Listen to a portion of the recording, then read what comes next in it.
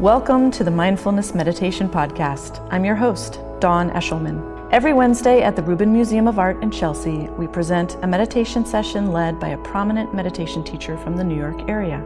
This podcast is a recording of our weekly practice. If you would like to join us in person, please visit our website at rubinmuseum.org/meditation.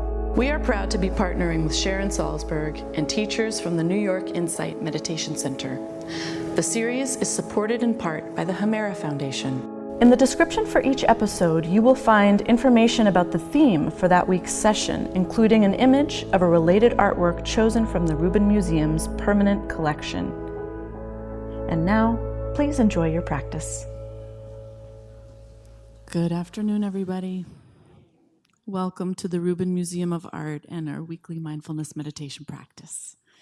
My name is Dawn Eshelman. So we've been talking about hopes and anxieties this month as we contribute to this larger conversation about the future and our relationship to it. And this theme of hopes and anxieties is one that has really surfaced whenever we talk about the future. And it's embodied in the interactive installation upstairs in the spiral lobby. It's called Monument to the Hopeful and the Anxious, or The Anxious and the Hopeful, by Candy Chang and James Reeves. And has everybody had a chance to at least take a look or maybe even participate? It's really interesting. And I think really quite relevant for our experience as human beings in New York City and citizens of the world in general. And I don't know about you, but this last week for me, I have had many chances to experience hope and anxiety. And and I'm really so grateful that we get to come together and just kind of work on that a little bit, or just share, really, our own experiences. And we're going to do that today and for the next 3 weeks with the fabulous Tracy Cochran. So we'll get to have a nice in-depth exploration of this topic together with Tracy. We have a beautiful offering for you today from the collection. This is Maitreya. Maitreya is the Buddha of the future. And Maitreya represents loving kindness, which you can kind of tell just from looking here, right? This sculpture is late 18th, early 19th century. It's from Mongolia. And in fact, it's interesting to note that Maitreya was a very strong figure, especially within the Gelugpa tradition of Tibetan Buddhism.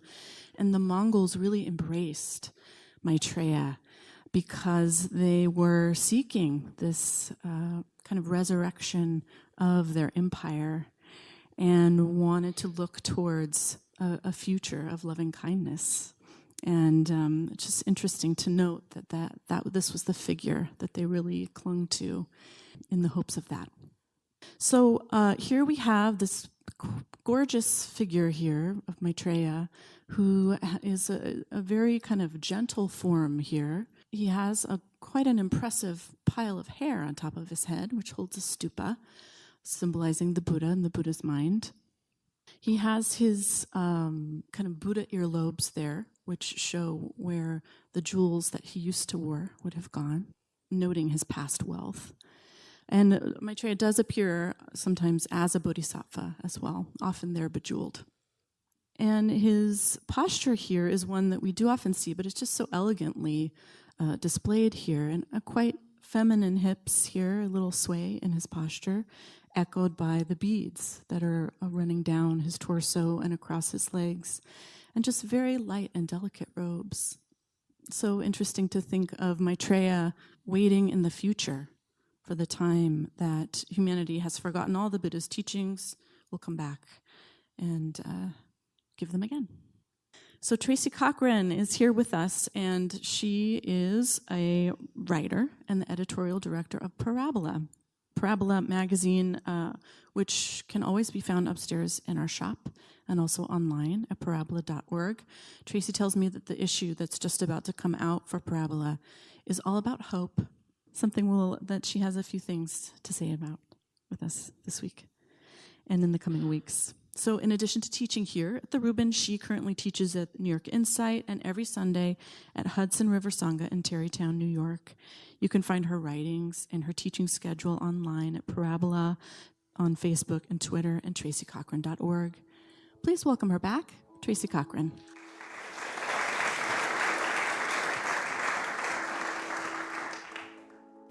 I must be honest with you. When I saw this beautiful golden figure looking so dewy and young with his jaunty little swing in his hips, and that this was an embodiment of our hopes for the future, the thought and the sentence that arose inside me was, "Give me a break." Give me a break. Give me a break. And then when I read the fine print, that it was also, by some people, a symbol of a hope to a return to a golden age of empire. It underscored the feeling of give me a break. Because some of us may feel like we're living through the end of an empire, a disintegration. Some of us may have come into the room feeling so separate from the rest of the people here because of their own anxieties and worries. You might feel like your head is so colonized by worries about another person that it's all you can do to be here. If that's how you happen to feel, you have company in this room and beyond this room. You might feel a secret sorrow for your own future. You might have gotten a diagnosis or some other news that makes you wonder what will come. But you're pretty sure it's not this dewy gold figure behind me. If you happen to feel that way, you have company here and beyond this room. And it occurred to me that that feeling of having company might be the beginning of something new. So I wanted to tell you a little story from my own life. I live in northern Westchester, which is surprisingly rural. I take a train. I'm always happy when I get here and there's no big tree down on the tracks. And seriously, and my town is full of people who are either commuters to New York City or steadfastly rural. And they wish New York City could just be hauled out to sea. Really. And we all live together, rural and urban people. And because it's a rural area, I often have blackouts because great big tree limbs come crashing down and they take out all the power. So I have a man, a tree man, who comes and he cuts the limbs that come crashing down and saves them from crashing down on my house. And over the years, we've come to have a kind of friendship. And I greatly admire his ability to shimmy up in these great big tall trees with a chainsaw on his belt. I'm really very impressed with his agility. And I could never do such a thing. And one day recently, actually this has happened several times, but this is fresh in my mind. He did this work and cut down all these big limbs that were dangling after our last big storm. And after he finished his work, we talked as usual, and he launched into a diatribe of political views that couldn't be further from my views. And his vehemence was so great that I realized I'm not going to argue with him. I'm not going to engage. But I did listen. I looked at him and I watched him because I kept contrasting his kindness to me. Every time a big limb came down, his pickup truck came rushing over to help me. He was kind to my dog. She loved him. And then this hate coming out of his mouth, or certainly this vehemence. And then I began to notice that I was just listening and watching his posture, which was defensive. Noticing that maybe he picked up on that big Buddha that sits on my front step. There are all these kind of hippie-ish liberal giveaways in my eye. But he was in a kind of battle stance. He was kind of embattled. But I just kept listening. And slowly, he didn't quite calm down, but something began to deepen. And he finally said to me that his father used to beat him when he disagreed, when he didn't give him the proper respect. And in that moment, I suddenly shifted, it was like the center of gravity in my posture shifted from my head to my center. And I could perceive him as someone deprived and embattled. And it's not like wisdom poured out of me in that moment. I didn't persuade him of anything. And our conversation ended like this. He said, "Well, okay then, Tracy. I'll be back around in a while to cable those big maple trees so they don't come down on your bedroom." And off he went with a smile. But there's something that had changed between us.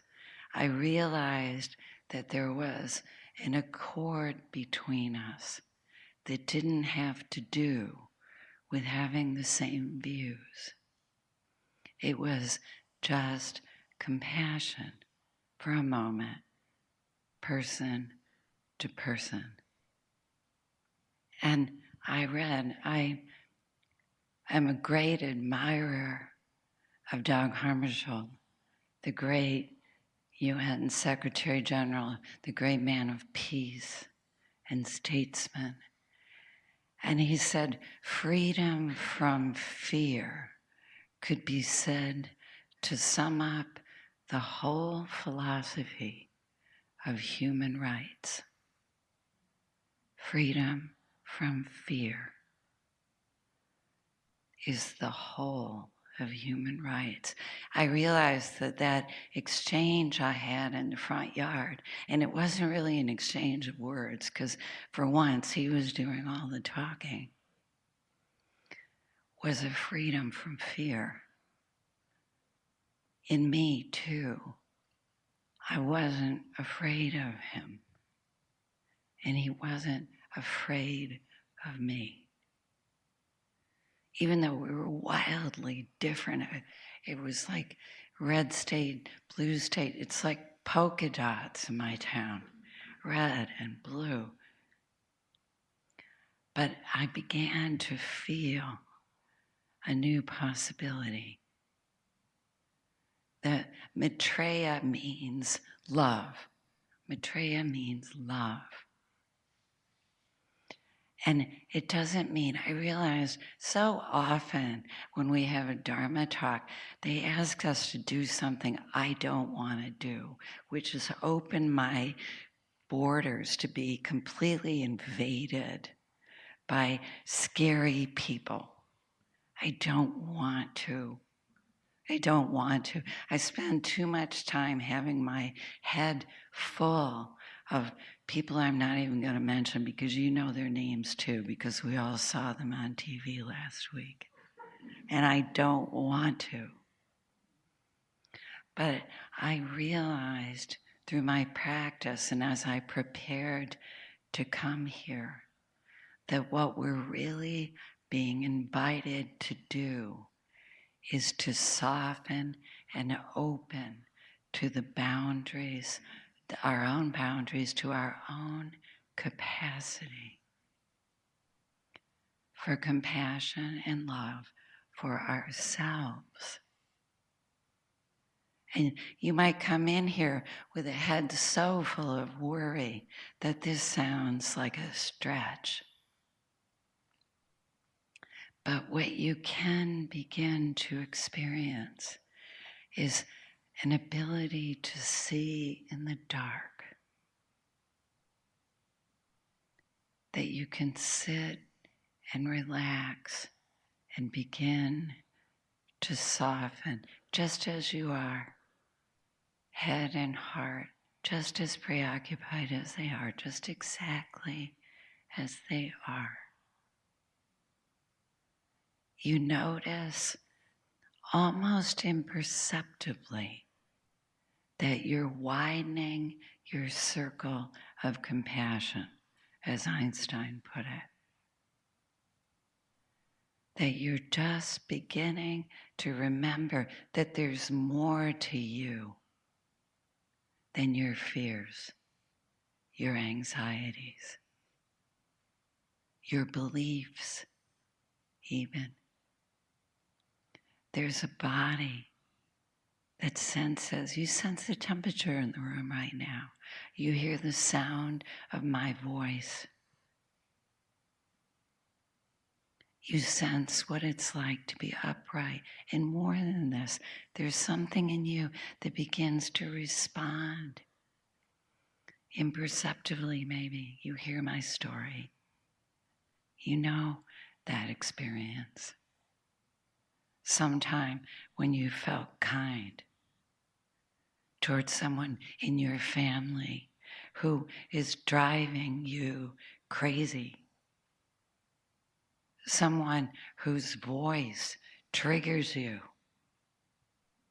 Someone whose beliefs you can't stand. And sometimes just the slightest gesture on their part causes you to remember your humanity.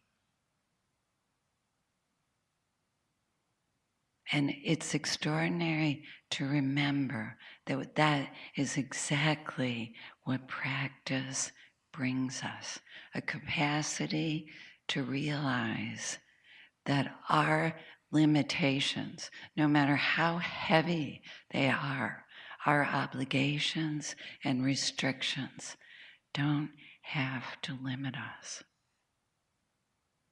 Because one moment at a time, just like I felt when I was standing in my front yard, one moment at a time, we can connect with a kind of presence that's not separate from love. This is the future. The future is present. The future is here. So let's take our seat and practice this.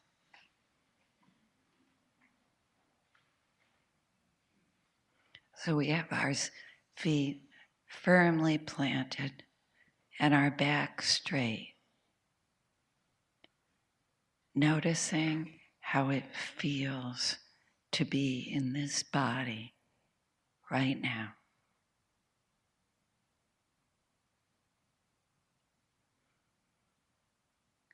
Allowing ourselves to feel a bit of warmth, and kindness towards this body for showing up. It came all this way to be here.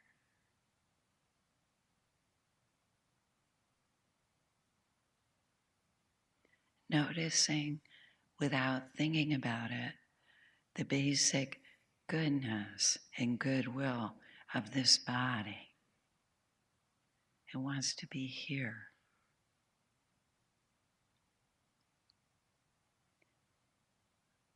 It opens for something it might not be able to name, for an experience.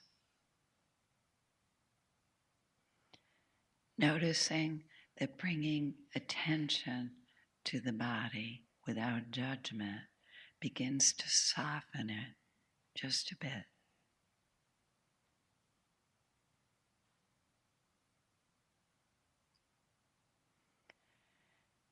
And as this begins to happen, allow the attention to come to the breathing without seeking to change it. Just notice the breathing.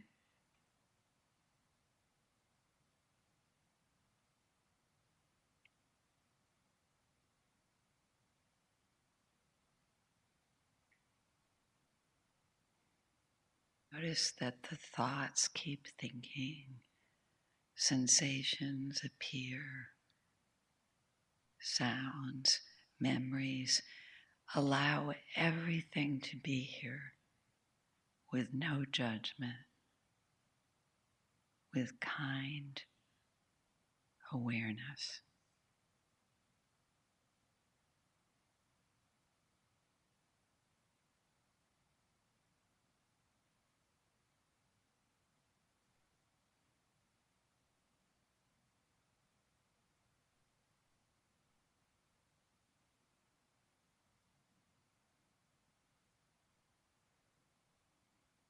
Notice that when you find yourself thinking or feeling or picturing, you can gently come home to the breath and the body and this presence of being here,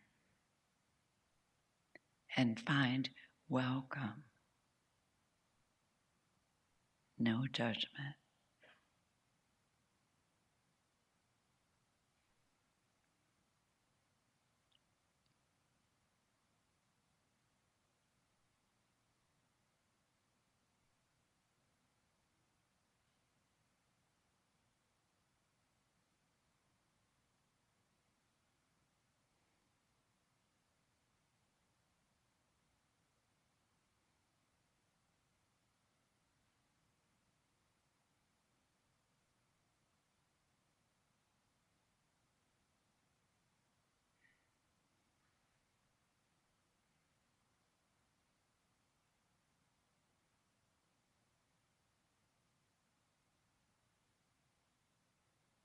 Notice the coming home to the breath reminds you that there's a light of awareness inside you that is more than your thinking, more than your fears. It's a light of seeing without judging, without comment.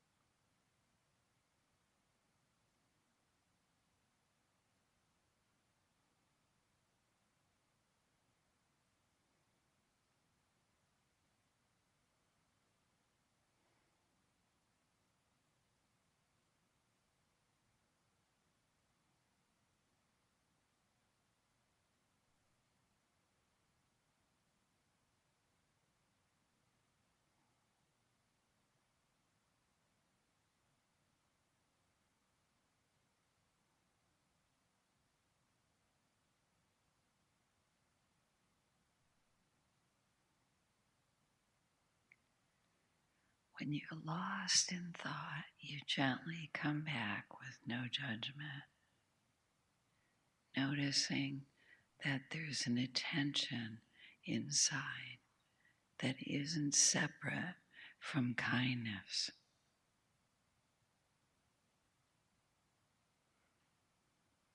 That wishes to be here.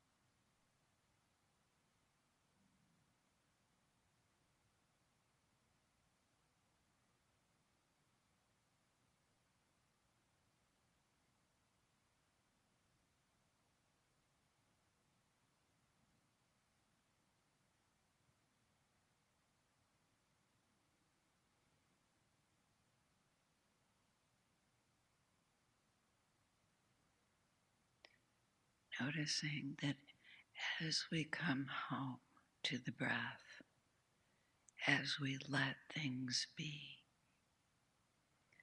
there's a sensation of presence, of vibrancy or light in us.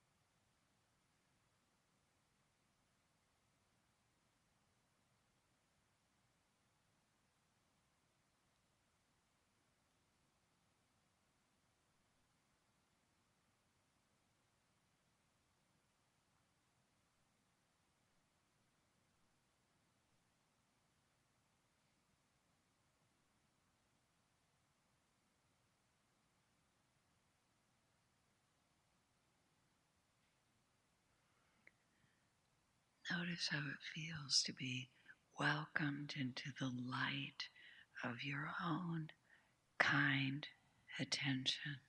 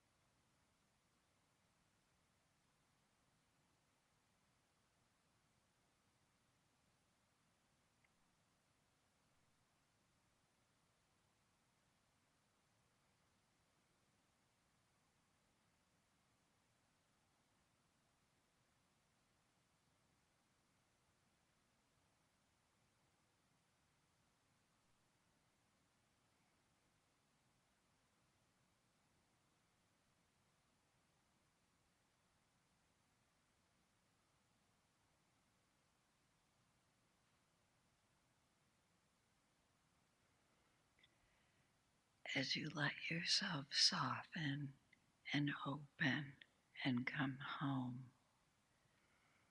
you may notice a presence that's larger than you think you are.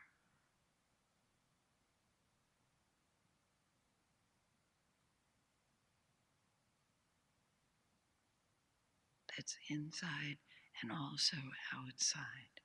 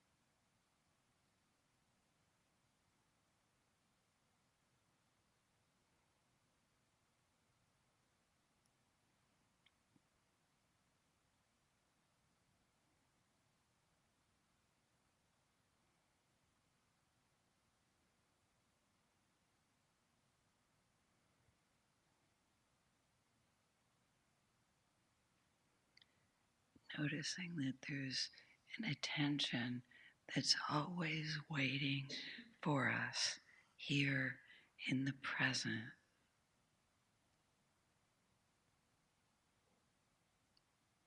That isn't separate from love and kindness.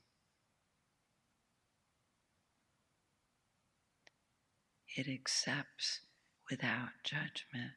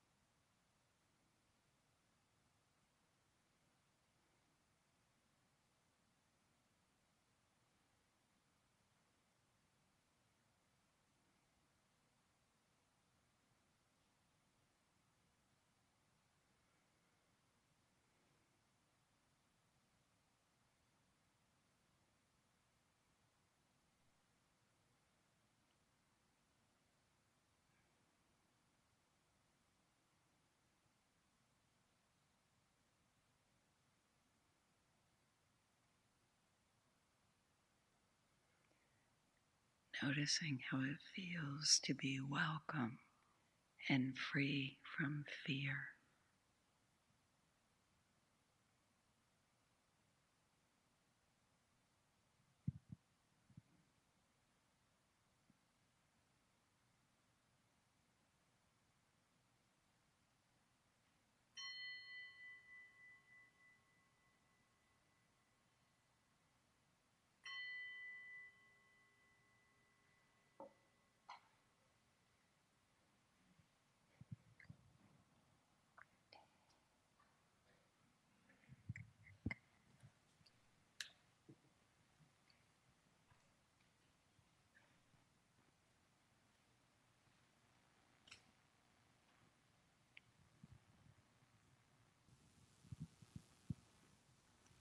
Thank you, Tracy.